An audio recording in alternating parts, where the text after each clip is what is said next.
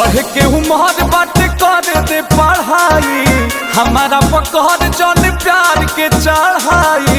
हट ना होने रे, बढ़ के उम्र बात कर दे पढ़ाई, हमारा पकड़ जन प्यार के चढ़ाई। हमके बिगड़ बेटे कारी करे जा सुना हम को आज बांधे तू को आज चलो करदा का बार। आए हाय रे हमर लोभर दुलारे, आए हाय रे चलो करदा का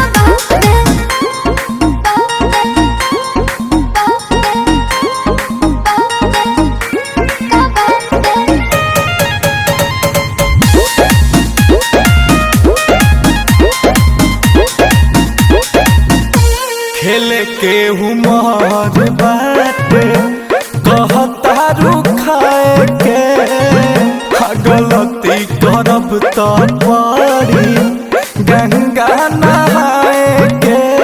बात के बुझो जानो तारो लोग के छोड़ भुला छोड़ा सोना भेज भेज आज खाना।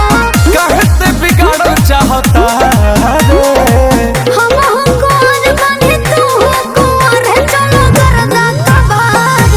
आए हाय रे हमर लोभर दुलारे, आए हाय रे चलो करदा का बार।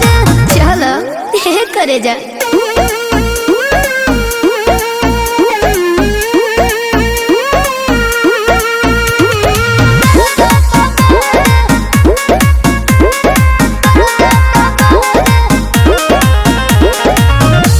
फुल टॉस फेंकता रू मारे खाती छाता, विकेट गिरही बुआज ऐसन बुझाता।